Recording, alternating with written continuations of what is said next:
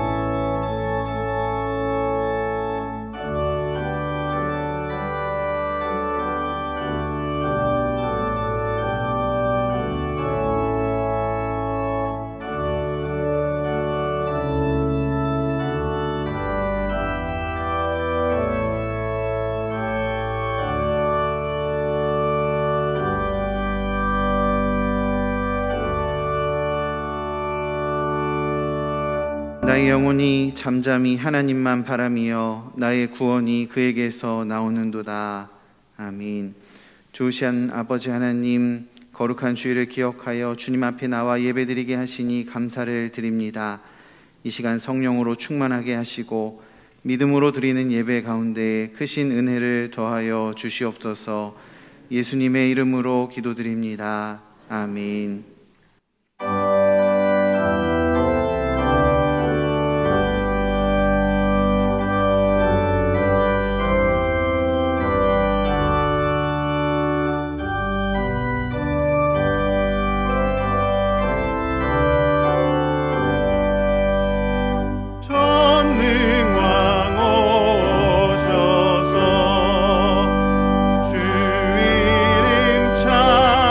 찬송케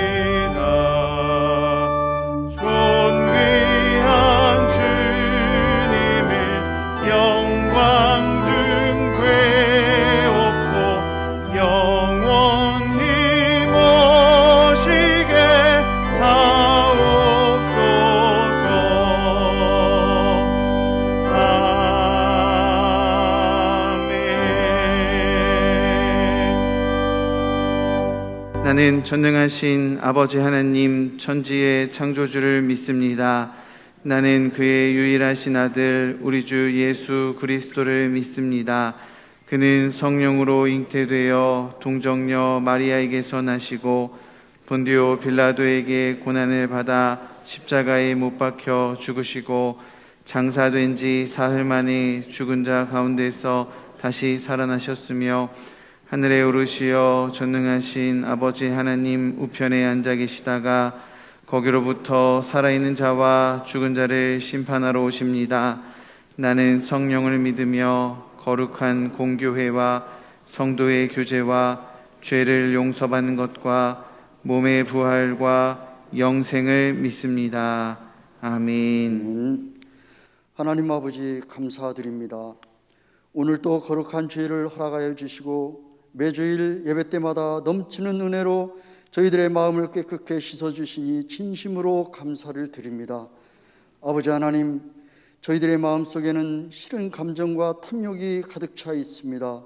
내 마음을 지키라, 생명의 근원이 이에서 남이라 말씀해 주셨사오니 타락한 세상에서 살아가는 저희들이 하나님 말씀으로 승리케 하여 주시옵소서. 날마다 성령 충만함으로 육체의 정욕을 이기는 저희들 될 수 있도록 인도하여 주시옵소서. 아버지 하나님, 너무 욕심 많아서 불평하고 불만이 가득하여서 원망했던 것 용서하여 주시옵시고 이제부터는 말씀 붙들고 오히려 감사가 충만하며 은혜가 충만하며 기쁨과 즐거움이 충만한 삶 살아갈 수 있도록 인도하여 주시옵소서. 사랑과 은혜가 풍성하신 하나님 아버지, 사순절을 보내며 십자가에 달려 주님의 모신 그 모습을 우리가 다시 한번 생각하면서 십자가에서 고난받으시고 돌아가신 죽음의 의미를 깊이 깨닫는 저희들 되게 하여 주시옵소서.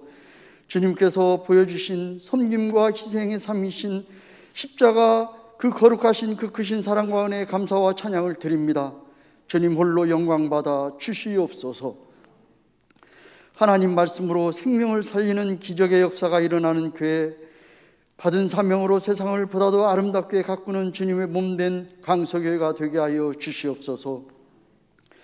모든 성도들이 사랑하고 존경하는 이덕환 담임 목사님 더욱 건강하게 지켜주시옵시고 영적으로도 영역이 7배나 강하게 하여 주셔서 영육간의 강건함으로 하나님 말씀 증거하실 때마다 은혜가 넘칠 수 있도록 은혜로 함께하여 주시옵소서.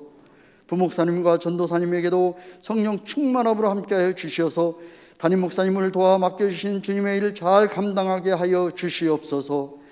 저희 교회에 출석하신 새가족들에게도 저희 교회에 잘 적응할 수 있도록 하나님 은혜 베풀어 주시옵시고 예수 믿고 구원받는 성도들이 다 되게 하여 주시옵소서. 이 나라 이 민족을 사랑하시는 하나님 아버지, 대통령과 이 나라 지도자들이 진정으로 나라 사랑하는 마음을 허락하여 주시고 참으로 어려운 때를 당하여서 쌓여있는 모든 어려운 문제들을 잘 풀어나갈 수 있도록 하나님의 지혜를 부어 주시옵소서. 가정마다 행복 있고 사람들이 마음 놓고 서로 대면하며 이웃들을 서로 사랑하며 사회가 안정을 되찾게 하여 주시옵소서. 무엇보다도 나라 경제가 살아나게 하여 주셔서 희망으로 가득 찬 든든하고 부강한 이 나라 이 민족이 되게 하여 주시옵소서. 살아 역사하시는 하나님 아버지, 다른 어떤 것보다도 지금 너무 시급한 것은 코로나19로부터 벗어나 일상을 회복시켜 주시는 것입니다. 백신이 들어와 접종자가 늘어나게 하시고 치료제도 만들어주신 고맙고 감사하신 하나님 아버지, 이제는 온 국민이 면역체제를 잘 갖출 수 있도록 백신 접종이 순차적으로 잘 이루어지게 하여 주시옵시고 부작용으로 호통당하는 일이 없도록 지켜보호하여 주시옵소서. 모든 것을 합력하여 선을 이루시는 하나님 아버지, 모든 것이 하루속히 정상으로 돌아와 모든 성도들이 다 함께 모여 하나님께 예배드리며 마음껏 찬양드리며 통성기도하는 그날이 속히 돌아올 수 있게 하여 주시옵소서. 코로나로 인해 사람 만나기가 두렵고 어려운 형편 가운데 세계 복음화를 위하여 온 세계에 흩어져 있는 선교사님과 가족의 건강을 전염병으로부터 지켜주시고 열악한 환경에서 사역해야 하는 안타까운 마음을 주님께서 위로하여 주시옵소서. 원치 않는 질고로 고통당하는 성도들이 많이 있습니다. 주님께서 한 사람 한 사람 형편과 처지를 아시고 그 약한 부분을 잘 알고 계시오니 여호와 라파 치유의 하나님께서 놀라우신 생명의 능력으로 성도들의 몸을 치료하여 주시고 건강한 몸으로 주님을 섬길 수 있도록 주님께서 지켜 보호하여 주시옵소서. 찬양을 기뻐 받으시는 하나님 아버지, 이한솔 청년 아름다운 목소리로 하나님께 찬양 드릴 때 하나님 영광 받아 주시옵시고 저희들에겐 은혜가 넘치는 귀하고 복된 은혜의 찬양이 되게 하여 주시옵소서. 이제 하나님 말씀을 증거하실 이덕한 담임 목사님을 통해 크신 은혜 주실 줄 믿고 사랑이 많으신 우리 구주 예수님의 이름으로 감사하며 간절히 기도드리옵나이다. 아멘.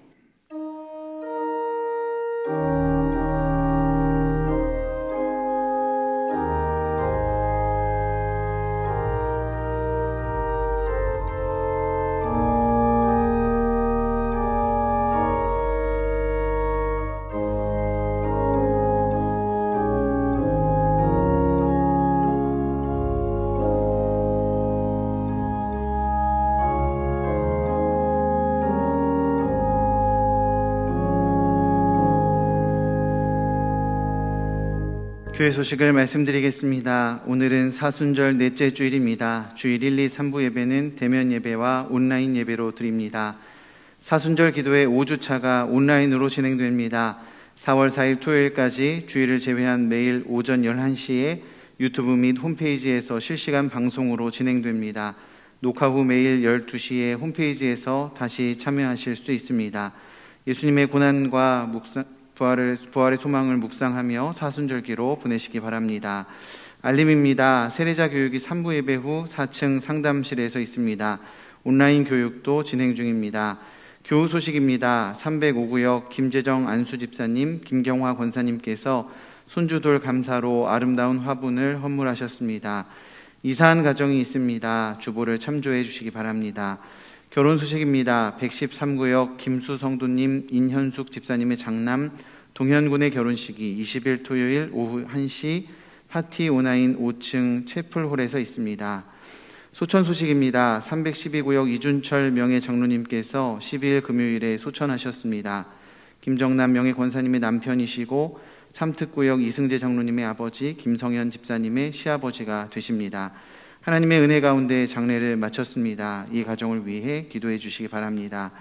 오늘 예배에 306구역 노미경 권사님 가정이 모친 장례 후에 자리에 참석하셨습니다. 잠깐 자리에서 일어나셔서 인사하시겠습니다. 인사하고 자리에 앉으시기 바랍니다. 이 가정을 위해서도 기도해 주십시오. 이제 428장을 부르시면서 봉헌하시겠습니다.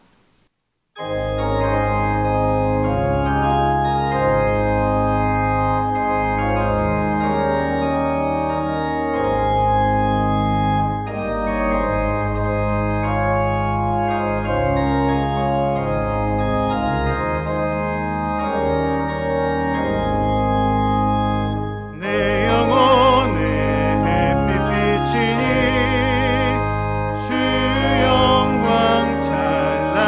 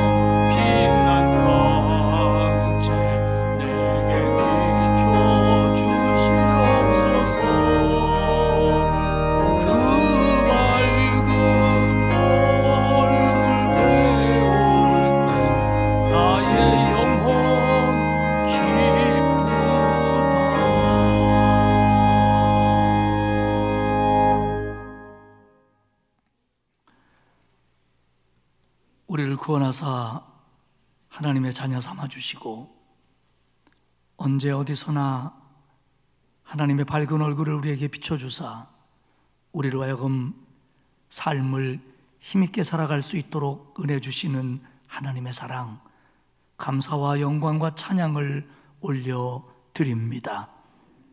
오늘도 복된 주일을 맞이하여 예배자로 서게 하시고 하나님 앞에 나오게 하시고 가정에서 예배드리게 하셨으니 고맙습니다. 코로나19라고 하는 짙은 구름이 하나님의 얼굴을 가리는 것만 같고, 그래서 우리의 봄날을 빼앗아가는 것 같을지라도 하나님의 은혜를 사모하며 주님이 주시는 그 빛난 얼굴을 다시 보고 붙들므로 말미암아 우리에게 주어진 삶을 기쁨과 감사로 이겨낼 수 있도록 우리에게 은혜를 베풀어 주옵소서. 오늘 그런 마음을 가지고 예배당으로 달려오고 가정에서 예배하는 사랑하는 주의 백성들에게 하늘문을 여시고 은혜와 복을 내리시며 우리의 예배를 통해서 하나님 영광 받아 주옵소서. 오늘 저희가 하나님의 은혜에 감사하며 주께 예물을 봉헌하오니 아버지여 연락하여 주옵소서. 주일헌금을 드립니다. 감사 예물을 바칩니다. 받으시옵소서. 그리고 이 어두운 세상에서 우리가 감사로 빛을 발하는 삶이 되도록 축복해 주옵소서. 10의 1조를 드리는 가정들이 있습니다. 어려운 때지만 하나님이 주신 것을 인정하며 하나님의 것을 하나님에게로 돌리는 그 믿음의 가정들 위에 복을 주사 영과 육이 평안하게 하시며 강건하게 하시며 손대어 하는 일에 열매가 있도록 복의 복을 더하여 주옵소서. 구제헌금, 장학헌금, 국내외 선교헌금을 바칩니다. 우리보다 어려운 자들을 위하여 농어촌 미자립교회, 도시개척교회, 해외에 나가 있는 선교사님들을 위하여 드리는 예물이오니 하나님 받으시고 보내실 때에 하나님의 영광 나타나게 하시옵소서. 오늘 아름다운 꽃꽂이 예물 드린 가정을 축복하셔서 어린 영혼이 주 안에서 지혜롭고 건강하게 자라날 수 있도록 도와주시고, 그리고 그 가정 자손 모두가 영육간의 복을 받도록 하나님 역사에 주옵소서. 기도 제목을 담아 간절한 서원헌금을 드리는 손길들이 있습니다. 주여 응답하여 주옵소서. 하나님, 이 나라의 민족을 긍휼히 여겨 주옵소서. 여러 가지가 혼란스럽고 가치가 혼돈되는 이 시대에 하나님 이 땅을 다스려 주사 개인의 이익, 당리당략, 욕심에 따라가는 나라가 아니라 하나님의 공의가 강물처럼 흘러 평등과 정의가 실현되는 젊은이들이 바른 꿈을 꿀 수 있는 복된 나라가 되도록 하나님 만들어 주옵소서. 정치, 경제, 사회, 교육, 문화, 하나님이 기뻐하시는 것들이 될 수 있도록 하나님 고쳐 주옵소서. 아버지 하나님, 우리 교회 늘 지켜주시니 감사합니다. 우리 교회를 통해서 영혼받은 사람들이, 구원받은 영혼들이 늘어나게 하시고 우리 아이들이 말씀을 통하여 잘 자라날 수 있게 하시며 교회 오면 마음이 평안해지고 예배드리면 힘을 얻고 기도하면 치유되는 복된 교회가 되도록 만들어 주옵소서. 우리 연로하신 어른들 강건함 주시고 병약한 성도들 치유하시며 암과 중병으로 싸우는 성도들에게 새 힘을 부어 주옵소서. 성도들, 경제적으로 어려워하는 성도들 많이 있습니다. 하나님 힘 주시옵소서. 견뎌내게 하시옵소서. 축복해 주시옵소서. 이겨내게 하시옵소서. 이번 한 주간도 사순절을 보내며 주님의 십자가를 깊이 묵상하게 하시고 특별히 코로나19 속에서 하나님 방패되어 주시고 우리를 지켜주시고 보호막이 되어 주옵소서. 은혜 주실 줄 믿고 예수님의 이름으로 기도하옵나이다. 아멘.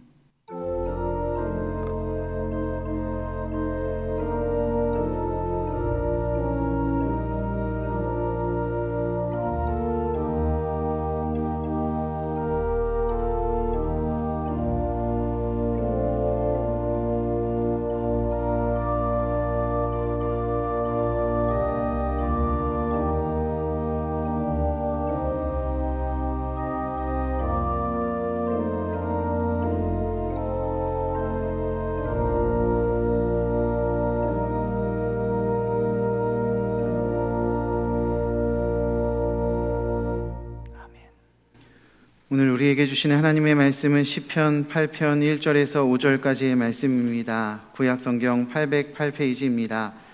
시편 8편 1절에서 5절까지의 말씀을 봉독하겠습니다. 여호와 우리 주여, 주의 이름이 온 땅에 어찌 그리 아름다운지요. 주의 영광이 하늘을 덮었나이다.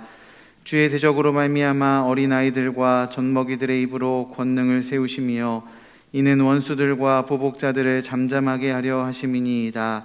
주의 손가락으로 만드신 주의 하늘과 주께서 베풀어 두신 달과 별들을 내가 보으니 사람이 무엇이기에 주께서 그를 생각하시며 인자가 무엇이기에 주께서 그를 돌보시나이까. 그를 하나님보다 조금 못하게 하시고 영화와 존귀로 관을 씌우셨나이다. 아멘. 이한솔 청년의 십자가를 바라봄 찬양 후에 담임 목사님께서 사람이 무엇이기에 라는 제목으로 말씀 선포하시겠습니다.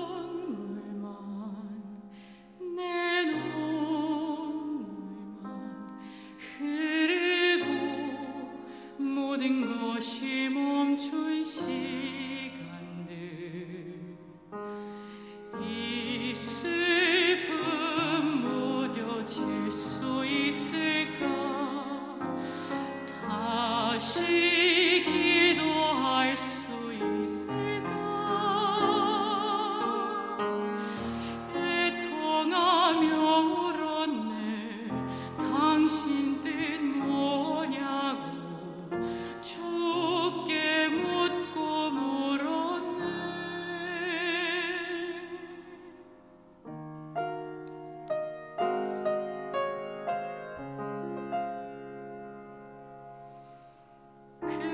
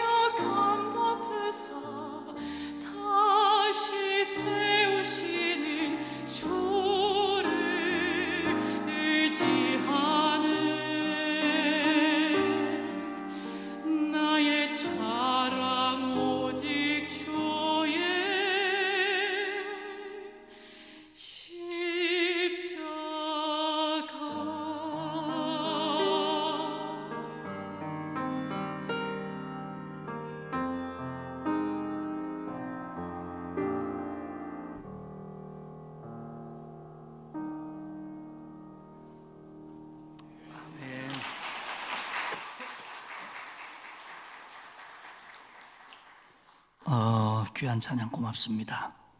은혜스러운 찬양이었습니다.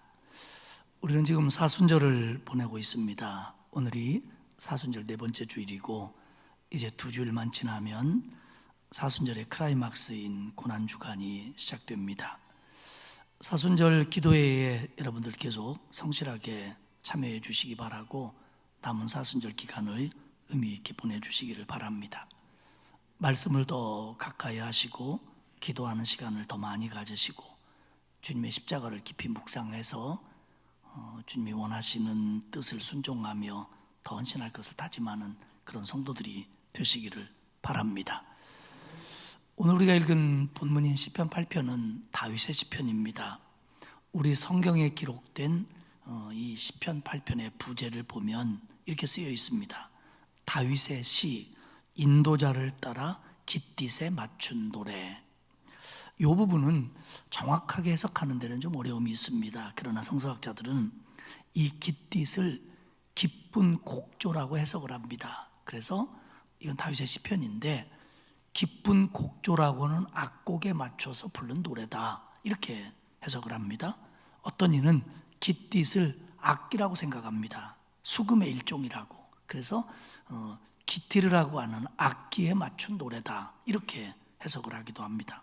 어쨌든 시편 8편은 다윗이 지은 시편이고 훗날 성전 예배에서 깃딧이라고 하는 곡에 혹은 기티르라고 하는 악기에 맞춰서 성전 예배에 불려진 찬송이다, 이렇게 해석을 하면 맞을 것 같습니다.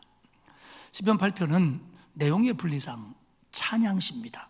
시편에는 여러 편의 찬양시가 있는데 그 찬양하는 주제가 조금씩 다릅니다. 어떤 것들은 그 세상을 창조하신 창조주 하나님을 찬양하기도 하고요. 또 어떤 것은 우리를 구원하신 구속자 하나님을 찬양하기도 합니다. 그런가 하면 하나님의 어떤 역사, 예를 들면 뭐 출애굽이라든지 어떤 기적의 역사라든지 그런 것들을 찬양하는 시편도 있습니다. 이런 것 중에 시편 8편은 하나님이 창조하신 자연을 봅니다. 하나님이 창조하신 우주를 봅니다. 그래서 그 우주 속에 나타난 하나님의 위엄, 하나님의 위대하심을 보고 깨닫습니다. 와, 하나님 정말 위대하시다. 그리고 그것에 반해서 인간은, 사람은 얼마나 나약한가, 얼마나 미약한가, 얼마나 무기력한가를 깨닫습니다. 여기서 끝나는 게 아니고 이렇게 무기력한 인간을, 이렇게 위대한 세상을 창조하신 하나님이 사랑하고 계시다. 그 사랑을 느끼며 어쩔 줄 몰라 하며 하나님 앞에 감사하고 찬양을 합니다. 이게 시편 8편입니다. 그런 면에서 시편 8편은 성서적인 인간이에, 사람이 신앙적으로 볼 때 사람은 어떤 존재라고 하는 걸 이해하는 바탕 하에서 하나님을 찬양하고 있는 찬양시입니다. 시편 8편 4절에서 시편 기자인 다윗은 묻습니다. 사람이 무엇이기에? 사람이 뭐라고 하나님이 이토록 우리를 사랑해 주시는 겁니까? 라는 질문을 던지고 그에 대한 답들을 시편 속에서 풀어갑니다. 리델보스라고 하는 성서학자는 이렇게 얘기합니다. 시편 8편은 하나님이 만드신 두 개의 작품에 초점을 맞추고 있다. 하나의 작품은 궁창입니다. 하늘, 우주, 세상입니다. 하나님이 만드신 세상, 또 하나는 하나님이 만든 인간, 이 두 가지에 초점을 맞추고 있다는 겁니다. 크고 광대한 우주, 미약하고 나약한 인간, 그러나 그 인간에게 세상의 중심이 되게 하시고 세상의 으뜸이 되게 하신 하나님의 은혜, 이 은혜에 대해서 하나님 앞에 경의를 표하며 감사를 표하며 찬양을 하고 있는 게 시편 8편이다, 이렇게 설명을 합니다. 인간이 과연 무엇인가? 사람이라는 존재는 어떤 것일까? 이런 인간 정체성에 관한 질문은 인간에게 큰 관심이었고 그리고 고대로부터 인간의 숙제였습니다. 어떤 사람은 대답하길 인간에 대하여 너무 과대평가해서 대답한 사람도 있고요. 반면에 어떤 사람은 인간은 어떤 목적에 의해서 움직이는 한낱 도구에 지나지 않는다, 이렇게 비하한 사람들도 있습니다. 우리는요, 사람이 뭐냐, 인간의 정체성이 과연 뭘까에 대해서 사회학자나 심리학자나 과학자의 의견을 따르면 안 됩니다. 우리는 사람이 무엇이냐에 대해서 하나님은 어떻게 말씀하셨고 성경은 뭐라고 말하고 있는지 이 성서적 인간이해 그 바탕 위에 서서 우리를 이해하고 그리고 우리의 현 위치를 깨닫고 그리고 살아야 합니다. 인간은 하나님이 만드신 우주의 광대함에 비교할 때 아주 나약하고 미미한 존재입니다. 그런데 그런 우리를 하나님이 사랑하셨습니다. 여기에 인간의 가치가 있는 겁니다. 인간의 존엄성이 여기 있는 겁니다. 이게 성서적 인간이해고 이것이 시편 8편의 인간이해입니다. 그렇기 때문에 우리는 하나님을 찬양해야 된다는 겁니다. 스스로를 존귀하게 여기고요. 자, 이런 이해들을 가지고 오늘 본문 말씀을 좀 보도록 하겠습니다. 앞부분은 온 세상 속에 나타난 하나님의 위엄과 하나님의 능력을 말하고 있습니다. 1절을 한번 볼까요?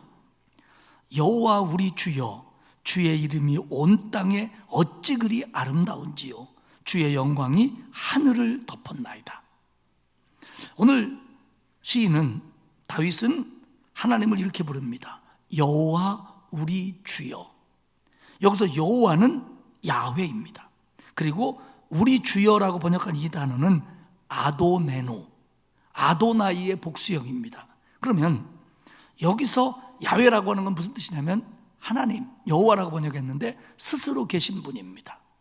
창조되지 않은 분, 만물을 창조하신 분, 스스로 결정하시는 분, 스스로 있는 자, 이게 야훼입니다. 하나님입니다.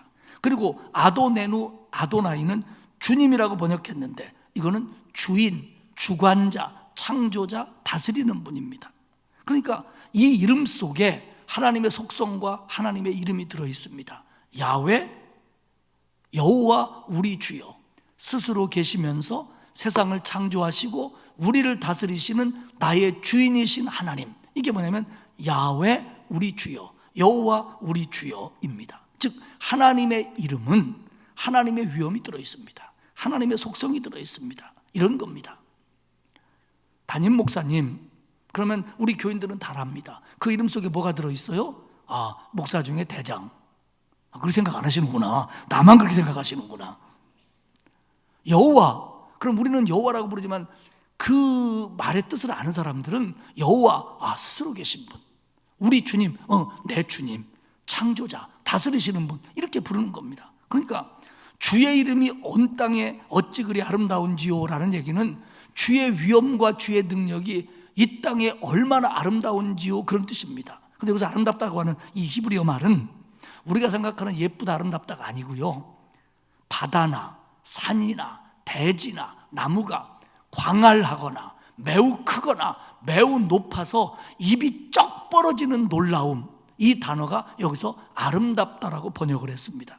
그러니까 온 우주를 보면서 하나님의 능력, 하나님의 위용, 하나님의 위대하심에 이 온 땅에 하나님의 위대하심이 가득하기 때문에 나는 지금 놀라고 있습니다. 이게 뭐냐면 주의 이름이 온 땅에 어찌 그리 아름다운지요, 이런 뜻입니다. 이토록 위대하신 우리 하나님이, 이토록 위대하신 우리 주님이 온 하늘과 온 땅에 가득한 하나님의 위엄이 우리에게 느껴졌기 때문에 나는 그 위엄을 찬양합니다. 이게 다윗의 고백이며 시편 8편의 주제입니다. 시편 8편은 수미 쌍관법이라고 하는 그 문학적인 방법을 쓰고 있습니다. 지난번에도 말씀드렸는데 가장 강조하는 걸 맨 앞과 맨 뒤에 두는 겁니다. 1절과 9절에서 얘기하는 게 사실은 가장 강조하는 겁니다. 그래서 8장 9절도 1절과 똑같습니다. 여호와 우리 주여, 주의 이름이 온 땅에 어찌 그리 아름다운지요. 하나님의 위대하심과 능력이 온 땅에 가득합니다. 나는 지금 놀라고 있습니다. 이게 지금 주제라는 겁니다. 그리고 2절에서 이렇게 얘기합니다. 주의 대적으로 말미암아 어린아이들과 젖먹이들의 입으로 권능을 세우시며 이는 원수들과 보복자들을 잠잠하게 하려 하심이니이다. 해석자들 사이에서 조금 어려움이 있는 건 사실인 구절입니다. 피터 크레이기는 이렇게 얘기합니다. 여기서 주의 대적은 인간의 힘을 말한다. 하나님을 부정하고 하나님을 인식하지 않는, 하나님을 대적하고 있는 힘을 얘기한다. 반면에 어린아이와 젖먹이들이라고 표현된 이것은 인간의 연약함과 겸손을 상징한다. 즉, 나는 아무것도 아닙니다. 위대하신 하나님 앞에서 나는 아무것도 아닙니다. 나는 부족합니다. 하나님만 의지합니다. 이것을 젖먹이와 어린아이들의 입이라고 표현했습니다. 그러니까 이런 자신의 겸손함과 부족함을 아는 이들의 찬양을 통해서 하나님은 영광을 받으시고, 스티븐 제이 로슨이 지적하는 것처럼 이 하나님을 부정하고 교만하고 하나님을 대적하고 있는 이들의 힘이 센 것 같지만 사실은 자신들이 약하다고 믿고 부족하다고 믿고 그래서 하나님을 의지하는 이들의 힘이 강해서 이들이 저들을 이긴다, 하나님의 은혜로, 이런 것들을 내포하고 있다라고 설명을 합니다. 스스로 지혜롭다, 스스로 강하다, 하나님을 부정하고 하나님 없이도 살 수 있다라고 생각하는 사람들보다 하나님 없으면 안 됩니다, 나는 죄인입니다, 나는 아무것도 아닙니다, 이렇게 느끼는 사람들, 그들을 통해서 하나님은 저들의 힘을 무너뜨리는 것이 하나님의 위엄이라는 겁니다. 이 말씀을 다시 생각하면 하나님께서 하나님의 위엄을 나타내고 하나님의 위대하심을 나타내는데, 하나님의 권능을 세우는데 인간의 도움이나 인간의 협조나 인간의 힘은 사실 필요로 하지 않는다는 겁니다. 사람이 도와줘야 하나님이 위대해지고 사람이 도와줘야 하나님의 능력을 나타내고, 그건 아니라는 겁니다. 이미 하나님의 위대하심과 하나님의 능력은 온 땅에 가득하기 때문에 잘났다고 하는 사람들, 똑똑하다고 하는 사람들, 힘 있다고 하면서 하나님을 대적하는 사람들, 그들에 의해서 하나님의 위엄이 손상되지도 않고 하나님의 능력이 제한되지도 않고 하나님의 위대하심이 축소되지도 않는다는 겁니다. 그렇기 때문에 하나님은 그들에게 인정받고 싶어하는 것보다 오히려 하나님을 의지하고 나는 젖먹이만도 못합니다, 내 입은 어린아이 입과 같습니다라고 스스로를 낮추며 하나님을 높이는 자들을 하나님은 위대하게 만들어주는 걸 기뻐하신다는 그런 의미입니다.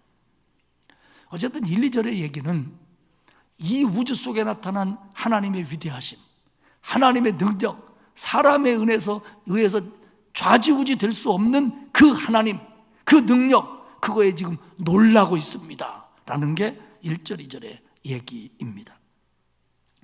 3절 이하의 얘기는 그렇다면 사람은 뭐냐는 겁니다. 사람이 무엇이기에? 신앙적 인간 이해를 설명하고 있는데요, 두 부분을 봅니다. 이 뒷부분의 앞부분은 사람은 아무것도 아니다고, 뒷부분의 뒷부분은 그럼에도 불구하고 사람은 이렇게 존귀합니다, 두 가지를 이야기를 합니다. 첫 번째는 인간의 보잘것없음에 대한 인식입니다. 3절을 보십시오. 주의 손가락으로 만드신 주의 하늘과 주께서 베풀어 두신 달과 별들을 내가 보오니, 밤에 온 하늘에 가득한 별들을 보며 우주를 보니까 자신은 너무나도 미미하고 보잘것없는 존재고 너무나도 작고 하나님이 만들어 놓은 그런 것들을 볼 때 자기의 지혜가 너무 부족한 것을 자기는 느낍니다. 그런 뜻입니다. 이 우주가 너무 광대해서 하나님이 만들어 놓은 세상이 너무 커서 그것과 나를 비교해 보니까 나는 왜소하고 나는 그저 먼지만도 못하고 나는 미미한 존재입니다 라고 느낄 수밖에 없습니다라는 게 다윗의 고백입니다. 중학교 때였던 것 같습니다. 어쩌면 고등학교 초반이었을 수도 있고요. 사춘기에 제가 그런 생각을 했습니다. 밤하늘의 별을 보니까 그 맑은 밤의 그 하늘은 별이 너무 많았어요. 제가 살던 시골은 굳이 해변으로 가지 않아도 맑은 날에는 별이 쏟아졌습니다. 그걸 보면서 그때 이제 막 과학을 배우고 지학을 배우고 이럴 때 아닙니까? 저 큰 우주를 보니까 저 별과 우리의 사이가 배우기로는 빛의 속도가 1초에 지구를 7바퀴 반을 돈다는데 이 빛이 1년간 가는 거리가 1광년입니다. 욕이 아니에요. 1광년. 그런데 내가 보는 혹은 보지 못하는 저 별들은 수만 광년, 수천 광년 떨어져 있는, 계산이 안 나오는 거예요. 그리고 내가 보이는 이 은하계, 우리가 별자리들 보는 이거보다 훨씬 큰 것들이 수없이 많은 것이 우주다, 이렇게 배웠어요. 그리고 사실로 받아들여요. 저 큰 우주 속에 그 은하계 속에 태양계, 여러분 뭐 대충 알아들으시죠? 네. 그 태양계 속에서 나는 굉장히 큰 것 같지만 극히 작은 행성 중에 하나인 지구, 그 지구도 다도 아니고 아시아의 조그만한 나라 대한민국만 다 내꺼면 얼마나 좋아. 요새 땅값이 얼마나 비싼데. 그 중에서 충남, 그리고 부여군, 부여가 왜 나오냐고요? 제 고향이에요. 네. 그 중에서 부여 읍내, 그리고 제가 살던 동남리, 그리고 우리 집에서도 여러 식구 중에 하나, 이걸 따지고 들어가니까요, 나는 이 우주하고 비교해 볼 때 나는 정말 아무것도 아니고, 내가 여기서 없어져 버린다고 하더라도 우리 부모님이나 우리 가족만 좀 슬퍼하지, 이거 세상 돌아가는데 아무 지장도 없을 것 같고, 과연 나는 이게 뭔가, 이런 생각을 했다니까요. 그런데 나중에 알고 보니까 다윗이 그 생각을 했더라고요. 이런 생각을 하는 사람은 조금 특별한가 봐요. 정말 그 사춘기에, 야, 이거 내가 살아서 뭐할까, 이거. 나 이거 아무것도 아니잖아. 너무나도 작고 먼지 같고 부족도 없고, 이 하찮은 그런 존재구나. 정말 그런 존재구나. 이 광활한 하나님이 만들어 놓은 세상을 보면서 인간이 과연 어떤 존재냐, 나는 어떤 의미냐라고 할 때 정답은 나는 아무것도 아닙니다입니다. 나는 정말 없어져도 아무 상관없는 존재입니다. 가 정답입니다. 적어도 여기까지만 본문을 보면 그렇습니다. 인간은 그런 존재가 맞습니다. 그런데 그런 상황에서 이 거대한 우주 속에서 내가 중심적인 위치가 되고, 그리고 세상 속에서 중요한 역할을 한다, 이건 상상할 수도 없는 얘기입니다. 저것도 여기까지 본문에서는 그렇습니다. 그런데요, 다윗은 이 광활한 우주를 보면서 그것에 의해서 자기의 미미함을 깨닫지만, 그 광활한 우주는 다윗으로 하여금 하나님을 찬양하게 하는 도구였을 뿐입니다.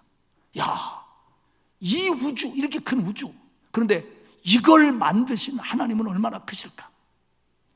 내가 측량할 수 없는 저 많은 것들을 손가락으로 만드신, 그렇게 쉽게 만드신 하나님은 과연 얼마나 위대하신 분일까?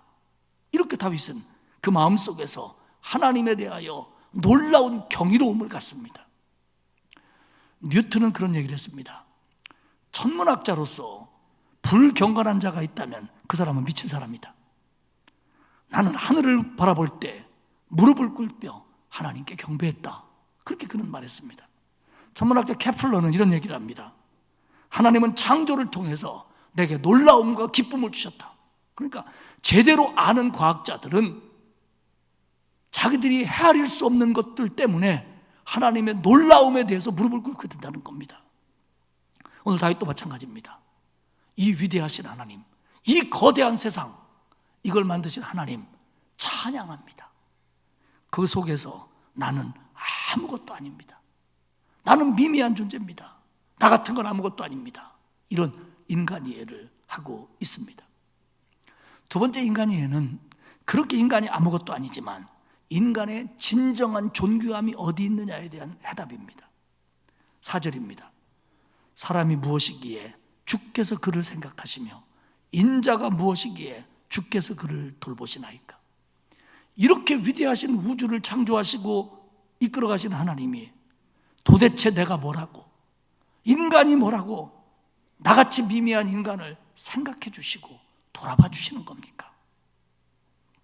여기서 사람은 히브리어 중에 사람이라고 하는 단어를 표현한 단어가 많습니다. 그런데 여기서는 에노시라고 하는 단어를 써요. 이 에노시라고 하는 단어는 뭐냐면 깨지기 쉽다, 부서지기 쉽다, 나약하다를 강조하는 인간입니다. 그렇기 때문에 여기서 에노시는 인간의 연약성과 보잘것없음을 얘기합니다. 내가 저 우주와 비교해 볼 때 내가 생각해도 나는 보잘것없는데 하나님이 내가 뭐라고, 우리가 뭐라고 우리를 생각해 주십니까? 우리를 돌봐주십니까? 여기서 인간의 존엄성이 있다는 겁니다. 여기서 자신의 소중한 가치가 느껴진다는 겁니다.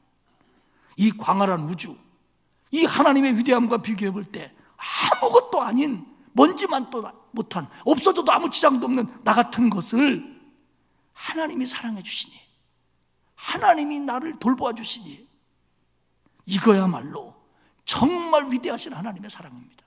조금만 잘났다고 하는 것들도 나를 무시하고 나를 사람 취급 않는 세상인데 하나님이 나를 소중하게 여겨주시니, 하나님을 나를 존귀하게 여겨주시니 정말 감사합니다. 이런 마음입니다.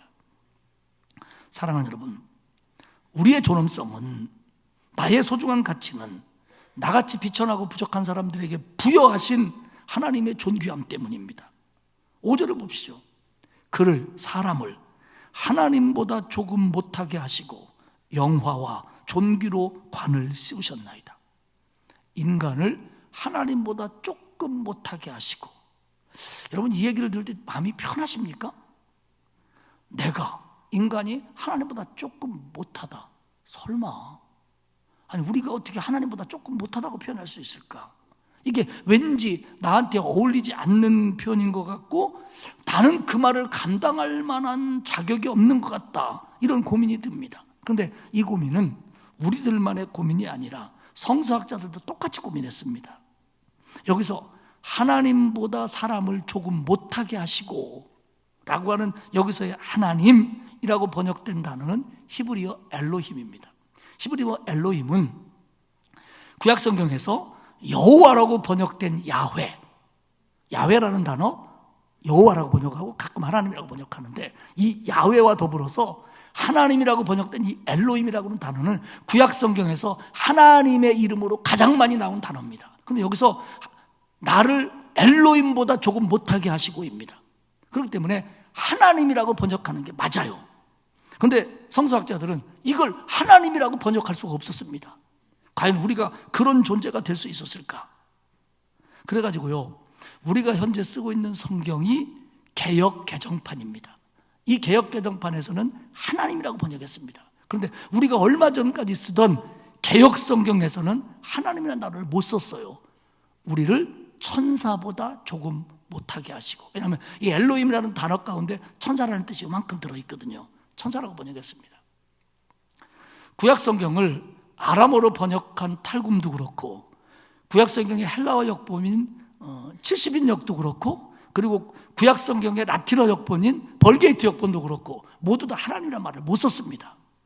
천사라는 말을 썼어요. 왜냐하면 그게 하나님에 대한 우리의 겸손이라고 생각을 했던 겁니다. 그러나 분명한 건 이 단어는 하나님입니다. 하나님은 우리를 하나님보다 조금 못하게 만드셨다는 겁니다. 일단 성경이니까 믿으시기를 축복합니다. 이게 무슨 얘기냐면, 하나님이 우리를 만들 때 하나님의 형상대로 만들었다는 거예요. 이건 세상 모든 피조물에게 주지 않은 겁니다. 하나님의 형상대로 우리를 만드신 거예요. 그게 무슨 표현이냐면, 하나님이 인간을 하나님보다 조금 못하게 만드시고, 그리고 온 세상 만물을 지배할 수 있는 지배자로 하나님이 인간을 세워줬다는 거예요. 이 큰 우주와 비교할 때 아무것도 아닌 나를 말입니다. 그러면서 5절에 뭐라고 얘기하냐면, 영화와 존귀로 관을 씌웠습니다. 여기서 영화라고 하는 단어, 존귀라고 하는 단어는 이 시대의 왕에게만 사용되는 단어입니다. 누가 영화롭다, 존귀하다, 이 얘기는 왕에게만 해당되는 단어였습니다. 그런데 하나님이 우리에게 존귀와 영화로 관을 씌웠다는 거예요. 나를 왕처럼 만들었다는 겁니다. 광활한 우주와 비교해 볼 때 그렇게 미약하고 먼지 같은 내가, 하나님께서는 하나님보다 조금 못하게 만드시고 왕보다도 더 귀한 존귀와 관을 씌운 하나님의 자녀로 나를 만드셨다는 겁니다. 할렐루야. 이게 우리의 정체성입니다. 이게 저와 여러분의 존귀함입니다. 우리는 그런 사람입니다. 그렇기 때문에 성서학자들은 시편 8편의 5절과 6절은 이건 왕적 존재로서 인간을 얘기하는 거다. 하나님은 온 우주에 인간을 왕적 존재로 삼으셨다라는 얘기입니다. 물론 인간이 타락하면서 많은 걸 놓쳤지만요. 그러면서 6절에 주의 손으로 만드신 것을, 온 세상을 다스리게 하셨고 만물을 그 발 아래 두셨다는 겁니다. 하나님은 하나님의 손가락으로 만드신 온 세상을 사람에게 다스리게 하셨습니다. 에덴에서부터. 그리고 주님이 그 모든 것을 인간의 발 아래 두셨습니다. 발 아래 두다라는 말은 굴복시킨다는 겁니다. 모든 걸 굴복시켰다는 인간에게.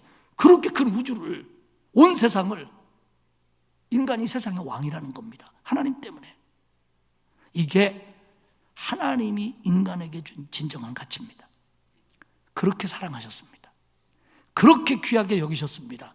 지금도 사랑하시고 지금도 우리를 귀하게 여기십니다. 할렐루야. 왜냐하면 증거가 있어요. 그렇게 귀하게 여기기 때문에 나를 위해서 하나님의 아들 독생자 예수 그리스도를 이 땅에 보내셨습니다. 그리고 그분을 십자가에 달려 모욕과 고난과 형벌과 피를 쏟게 하심으로 나를 구원하셨습니다. 나를 구원하기 위해서 예수 그리스도를 보내셨습니다. 하나님의 아들을. 내가 얼마나 귀하면. 여러분, 우리가요, 이거 믿어야 됩니다. 묻겠습니다. 여러분, 여러분을 위해서, 아니 나를 위해서 예수 그리스도를 이 땅에 보내셔서 십자가에 달려 죽게 하시고 여러분을 구원한 걸 믿습니까? 그러면 하나님이 여러분을 얼마나 사랑하는지를 아시는 거예요. 누군가를 위해서 내 아들을 죽게 했다? 그런 사랑이 어디 있습니까? 우리나라에 귀한 분들 많죠. 대통령도 귀하지요. 그런데요, 저는 내 아들 대통령 한 트럭 줘도 못 바꿔요. 지금까지 역대 대통령 다 줘갖고 내 쫄병 시켜준다고 그래도 내 아들 못 줘요. 여러분은 줄 수 있습니까? 못 줘요. 아이, 그놈의 새끼 줬으면 좋겠네. 그런 아들도 있을지 모르겠죠. 사랑하는 여러분, 하나님이 나를 얼마나 사랑하시는지, 독생자 예수 그리스도를 죽이면서까지 나를 구원하셨단 말이에요. 이게 나예요. 이게 여러분이에요. 기죽지 마세요. 기죽지 마세요. 비하하지 마세요. 사도 바울도 죄인 중에 괴수라겠는데 나 같은 것이, 맞아요. 너 같은 것이 그런 건 맞아요. 그런데 하나님의 사랑은 나 같은 걸 위해서, 여러분을 위해서 독생자를 줄 정도로 우리를 사랑했어요. 온 우주를 만드신 하나님이 온 하늘의 별들을 볼 때 나는 아무것도 아닌데 내가 뭐라고 하나님이 나를 생각하시며 나를 구원하시며 나를 귀하게 여기십니까? 여러분, 우리가 지금 잘나지 못했어도, 돈 없어도, 연세 들어가도, 또 능력 없어도 기죽지 마세요. 우리는 하나님이 그렇게 사랑하시는 사람이라는 걸 믿으시기를 축복합니다. 우리 손녀가 우리 집에 오잖아요. 지가 대장이에요. 지가 드시고 싶지 않으면 안 드셔. 지가 먹고 싶으면 난리 나요. 한 번은요, 제가 없을 때 제 아내가 이 녀석이 낮잠 잘 시간이라 낮잠을 재우려고 하는데 안 자더래요. 그래가지고 옆에 누워갖고 자는 흉내를 낸 거예요. 그러면 잘 줄 알고. 그래가지고 그랬더니요, 냅대오더니 뺨을 때리더래요. 왜 자냐는 거예요 지금. 근데 지가 얼마나 세게 때리는지 힘 조절을 못하니까 우리 제 아내가 그래요. 여보, 나 손녀한테 맞아 죽을 뻔했어. 그리고도요, 기도 안 죽어요. 왜? 할머니 할아버지가 저를 얼마나 사랑하는지 지가 알거든요. 내가 볼 때는 아무것도 아니에요. 말귀도 잘 못 알아들어요. 제가 물어봅니다. 아빠 엄마 어디 갔지? 나 이 회사예요. 하연이는 뭐지? 나 그건 천사예요. 내가 볼 때 똑같아요. 기도 안 죽어요. 사랑받고 있으니까요. 사랑하는 여러분, 우리가 실패하고 부족하고 병들고 연약하다고 할지라도 기죽지 않기를 바랍니다. 하나님이 얼마나 우리를 사랑하는데요. 다윗이 이걸 한 거예요. 그러면서 7절과 8절에 얘기합니다. 하나님이 사람에게 구체적으로 다스리라고 주신 것이 어떤 것이냐? 모든 소와 양과 들짐승이며 공중의 새와 바다 물고기와 바닷길로 다니는 겁니다. 그때 보이는 모든 거예요. 하나님이 다스리라고 주셨다는 겁니다. 근데 재밌는 것은 8절에 바다의 물고기와 바닷길로 다니는 것이라고 바다의 생물을 두 개로 구분해요. 다른 건 그렇게 안 하는데. 그러면 이 바닷길로 다닌다고 하는 게 무슨 의미냐? 이 다니는 것에 대해서 아람어 역본인 탈굼은 이것을 리워야단이라고 번역합니다.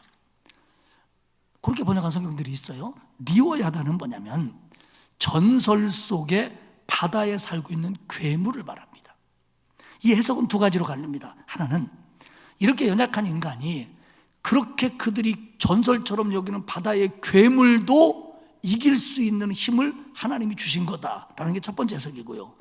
또 다른 흥미로운 해석은 신학에 가면 바울 같은 이가 시편 8편을 인용해서 모든 만물을 발 아래 둔다고 하는 것을 예수 그리스도의 종말론적인 메시아성으로 봅니다.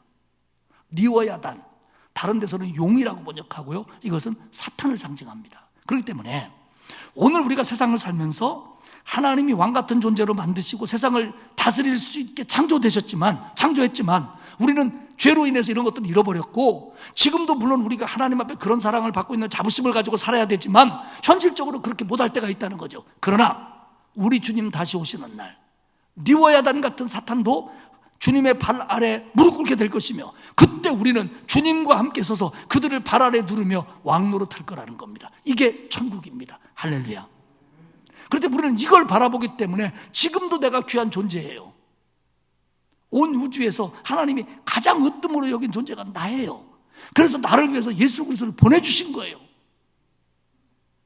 이거에 대한 자부심을 가지시고 자긍심을 가지시고 그렇게 해주신 하나님의 사랑에 대해서 찬양하며 기뻐하며 감사하며 사시기를 축복합니다.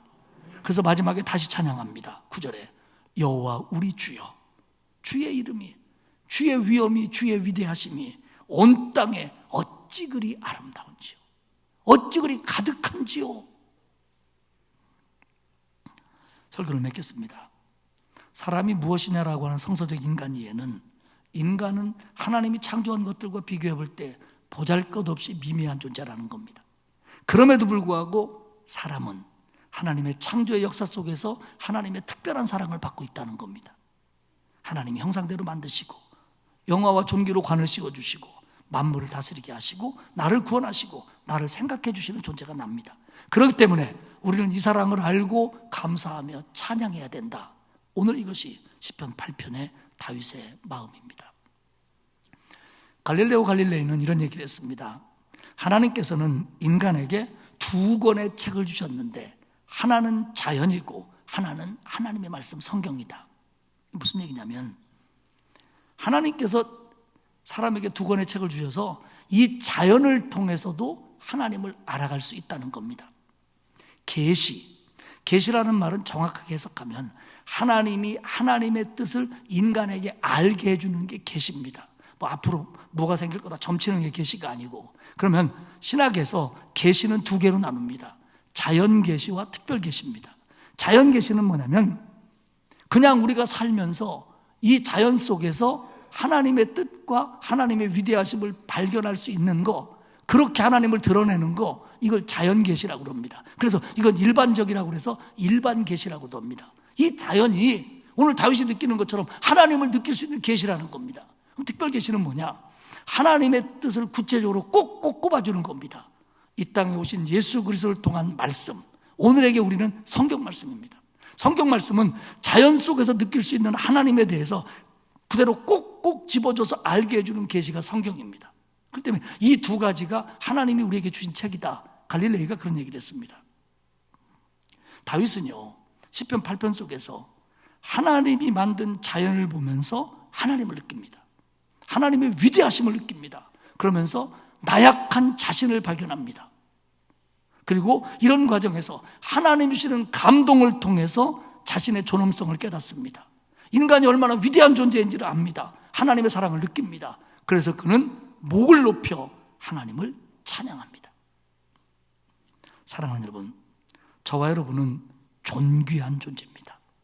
인간적으로 많이 부족해도, 우리 처지와 형편이 지금 열악해도 우리는 하나님보다 조금 못하게 지음받은 하나님의 형상을 가진 사람들입니다. 그리고 하나님이 오늘도 나를 사랑해주고 생각해주는 사람입니다.